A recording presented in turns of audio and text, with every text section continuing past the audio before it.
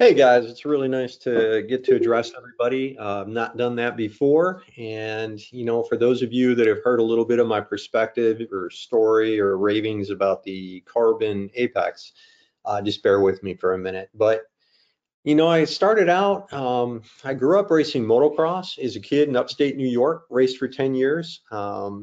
It was my absolute passion in my entire life. I lived, breathed, and slept it. And I was a kid that, I was lucky to be racing. I didn't have a lot of money to just go out and buy a practice bike or race bike and maybe 4 bikes a year to keep everything fresh. I got 1 bike a year, which I was lucky to have and grateful to have it, and didn't have a lot of money to put modified parts on it and all the expensive stuff. So the setup and the details and setting up my motocross bike became extremely important. Setting up the suspension right, getting everything I could out of a stock motor, making the bike easier to ride, and then just putting a lot of work into it. So that kind of gave me my base of how I go about things mechanically and technically. And I broke my back in 1987, just out practicing and training. And life took a dramatic turn from that moment forward. And did 4 weeks at that time, which was unheard of short in rehab because I just was the impossible patient, wanted to get home with my buddies and get back to life. And the whole thing, left the hospital in a quickie two with mag wheels, airless inserts, 8-inch casters, armrests, high push wheel locks, every nightmare that you can imagine for a 22-year-old young guy that was trying to maintain a really active lifestyle and any form of life that I had known before, and just tried to transition in a chair. Was in a dealership buying my fourth or fifth 8-inch caster and was not happy to even be there doing that. And this young suave guy came out of the shadows named Marty Ball, and he was repping, I believe, Kushal at the time, and asked me if I'd ever tried a rigid frame. And I really wasn't interested, but he was such a nice guy and persistent that I was like, yeah, I'll try your chair. And literally, it changed my perspective from being strong, athletic, nimble, physically accomplished. I felt none of those in my Quickie 2, and immediately felt that in a rigid frame chair that fit reasonably well. And it was amazing how it changed my life. So got into this industry shortly after that, based on that, just how much it changed my life. I never forgot that feeling. And I always get a kick out of changing our clients' perspective like that. Went on and always have really been privileged to have the best chairs for the time period at my disposal. I've been in great chairs. The last of which, before my Apex Carbon, was a ZR that had been dialed into. I wouldn't change a thing anymore about it. It was as dialed in as it was going to get. Fantastic chairs. I think they're a great product. So when I started with you guys, I had that one little piece of commitment that was a little extra, and that's being in our chair every single moment of my life. I'm not a believer of jumping into my Tylite ZR for most of the time and then showing up at a show or rehabs in an Apex Carbon.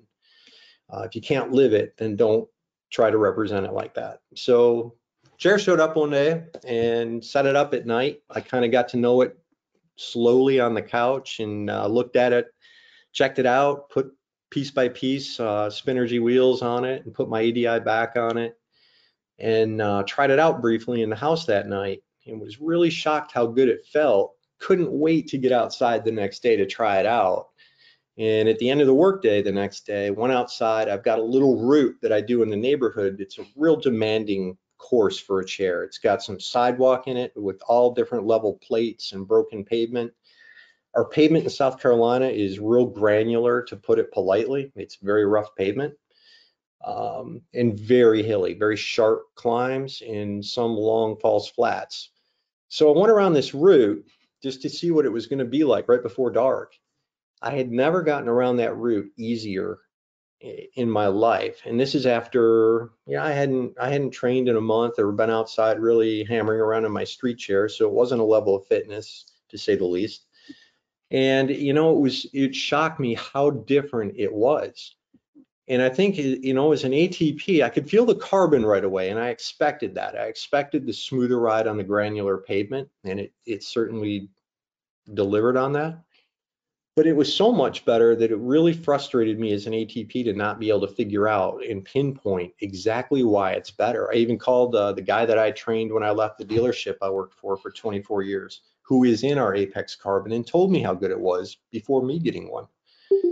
And I said, you weren't kidding, and why do you think this is? I can't pinpoint it.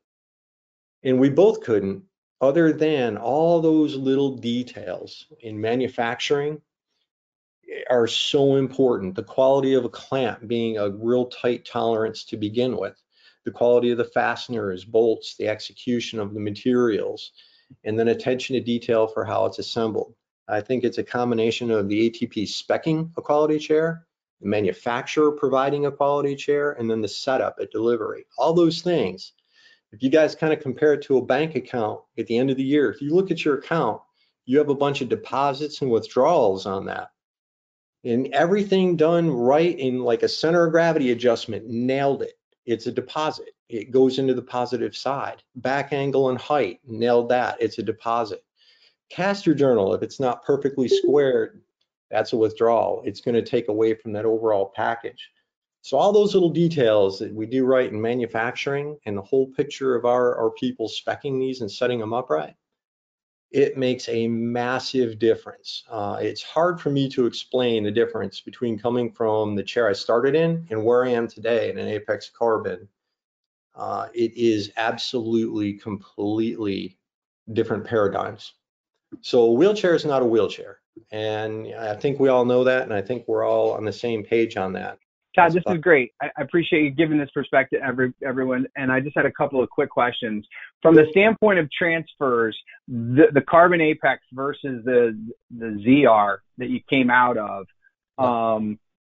you know, what would you say the difference is? Transfers as in just physically transferring into and out of the chair? Yeah, and just getting it in and out of your car and that sort of thing. Do you notice that it's significantly lighter, or is it just about the same? It's actually slightly heavier than my ZR. And my ZR was minimized to a point where I literally have nothing on it. I don't use wheel locks. I don't use any parts like that. So it's slightly heavier, but the way the chair is set up, the way it performs, that weight does not translate in the performance side of it at all. Okay. You know, the rubber grip is really nice on an actual, just the physical transfer of the chair. The rubber grip is really nice to be able to hold on to that. You know, it's, how about the ride? Difference between titanium and there's no comparison. The carbon is so much smoother that there is, and I didn't think it would be that dramatic. I mean, there's a big difference between aluminum and titanium. The aluminum is really harsh. Titanium takes a lot of that away, but the carbon takes a significant amount away even from the titanium. So it was really surprising to me on how good this chair rode, because I hadn't been in a fully adjustable box stock off the shelf chair in, God, at least 25, 27 years. So it was an intimidating prospect in the beginning, and I was sweating that one a little bit, guys. But when I got in it, I was so really, really impressed me. So after 120 days in the chair, would you ever go back? No, I love this chair. I love the carbon.